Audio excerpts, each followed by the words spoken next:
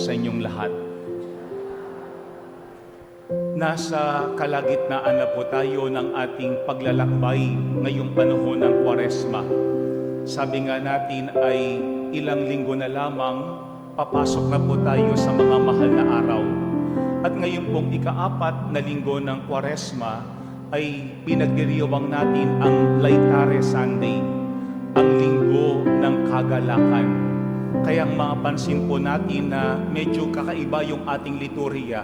Bagamat wala pa rin yung Gloria, yung Alleluia, pero mayroong kaunting bulaklak ang ating simbahan at kulay rosas ang kasuotan namin ng mga pari. Sapagkat pinapakita sa atin na ang Kwaresma ay hindi lamang panahon ng pagdurusa, pag-aayuno at pagkakawang gawa. Kung hindi ang panahon po ng Kwaresma ay panahon ng kagalakan, rejoice, sapagkat nalalapit na yung ating kaligtasan. Sabi nga natin baka sa panahon ng Kwaresma, masyadong nabigyan diin sa atin yung ating mga pagkakasala o nabigyan diin sa atin yung kahalagahan ng pagkasakripisyo o pag-aayuno.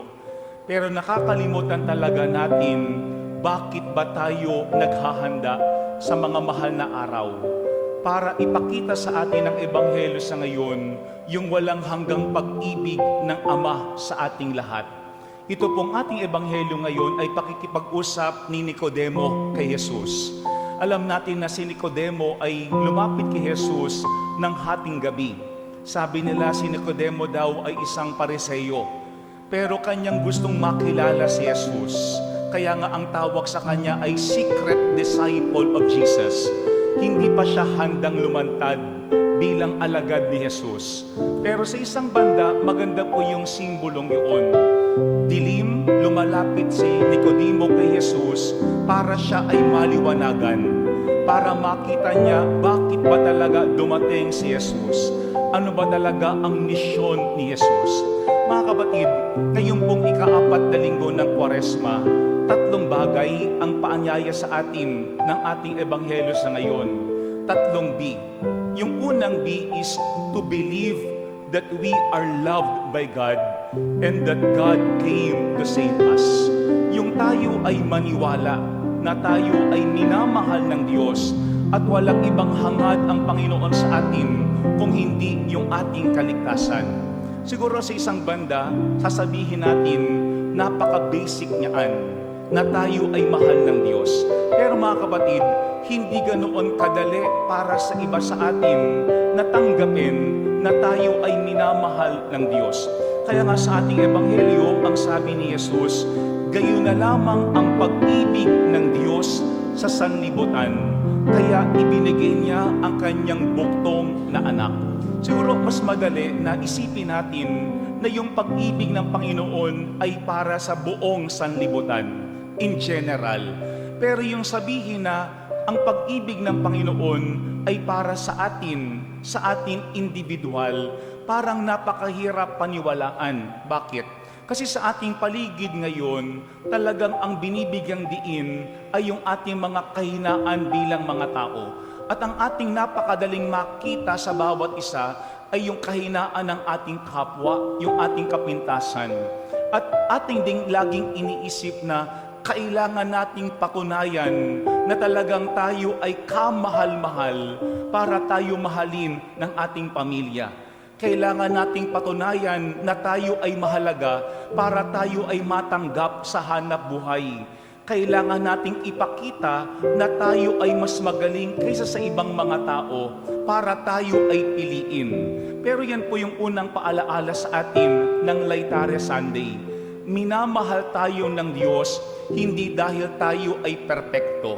Kung hindi minamahal tayo ng Panginoon, kahit hindi pa nga tayo nagbabago, ibinigay niya yung kanyang buktong na anak para lamang maipabatid sa atin ang kanyang pag-ibig. Yan po yung unang hamon sa atin. Believe that we are loved by God and believe that God came to save us. Wala tayong kailangan patunayan sa Diyos para tayo mahalin ng Diyos. Ang sabi nga ni Saint Therese of the Child Jesus, tanggapin lang natin yung pag-ibig ng Panginoon at hindi yun ganoon kadali. Kasi may mga pagkakataon, hindi tayo sanay na tumanggap ng isang bagay na alam naman talaga natin ay hindi tayo karapat-dapat o ating hindi pinaghihirapan. Kasi yan ang kalakalan ng mundo ngayon. Prove that you are lovable. Prove that you are better than other people, that you will be chosen. Prove that you need the salvation that really comes from God. May isa akong naalaalang kwento na gustong-gusto kong binabahagi kapag pag-uusapan yung pag-ibig ng Panginoon. Ewan ko kung naibahagi ko na po sa inyo ito. Dati kasi meron akong minisahan na isang school. Noon ako'y naka-assign pa doon, yung mga grade 4 students. No, after ng kanilang class mass, naglapitan yung mga bata sa akin. No, at lahat sila ay mga nagmamano.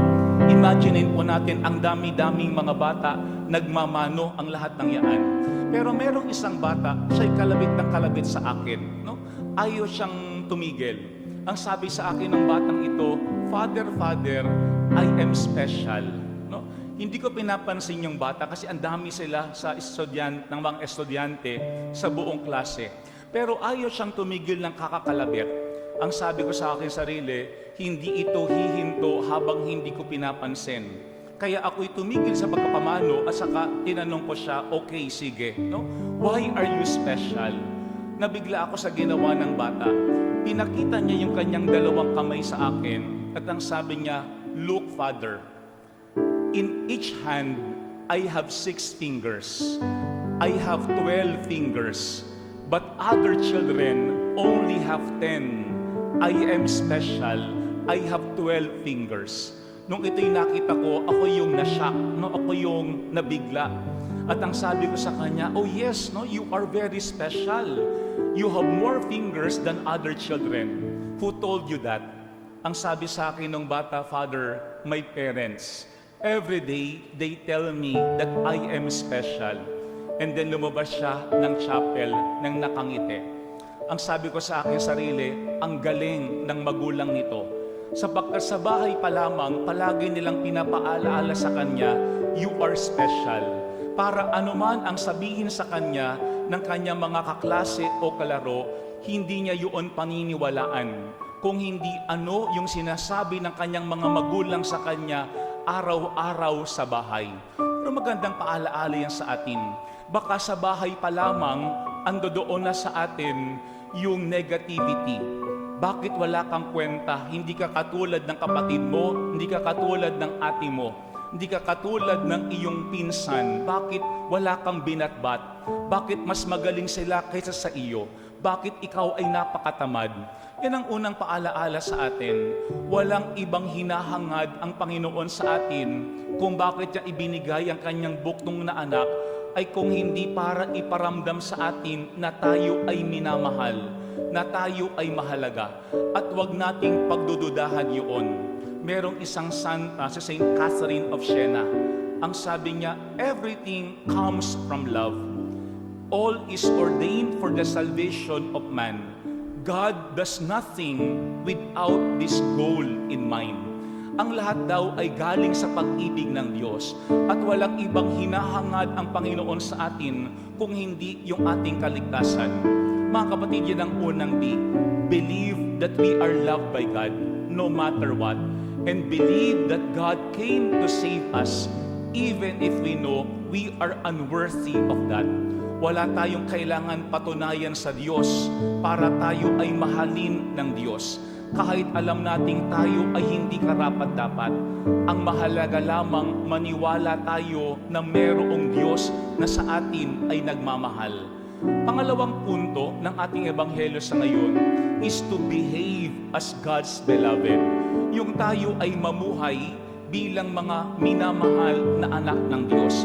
Kasi kapag tayo ay naniniwala na tayo ay mahal ng Diyos, makikita rin mismo yan sa ating pamumuhay. Kaya nga ang sabi nga nila, kapag ang isang tao kulang sa pag-ibig, magmamanifest yan.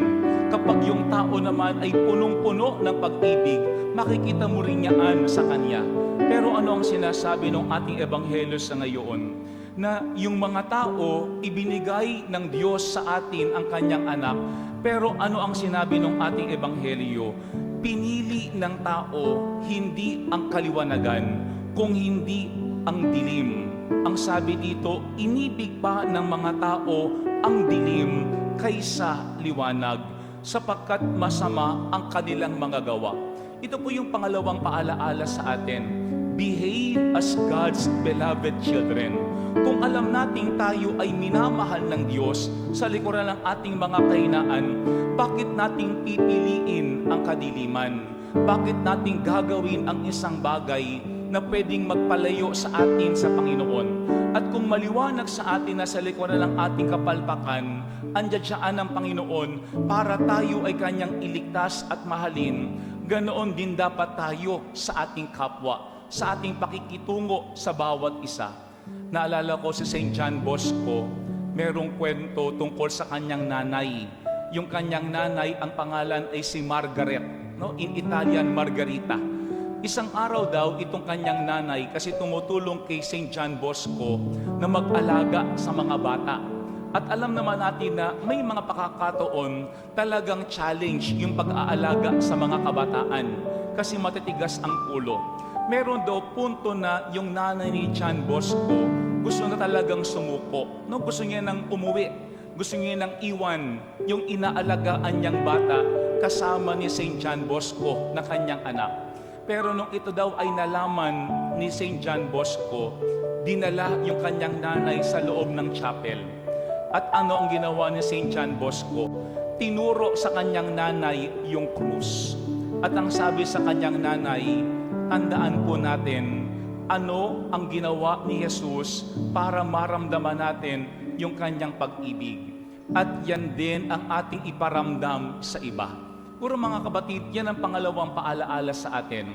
Kung alam natin na sa likuran ng ating kahinaan, tayo ay minamahal ng Panginoon, dapat ganoon din tayo sa ating kapwa. Ganoon din yung ating pasensya sa bawat isa. Ganoon din yung ating pangunawa sa ating kapwa. Pangalawa, we have to behave as God's beloved children. Pero pangatlo po at panghuli, beware that we do not leave the light of God. Yung wag nating iiwan ang liwanag ni Jesus, ang liwanag ng Diyos. Sapagkat sa huling bahagi ng ating ebanghelyo, ang sabi dito, ang namumuhay sa katotohanan ay lumalapit sa ilaw. Sa gayon, nahahayag ang kanyang mga ginagawa ay pagsunod sa Diyos.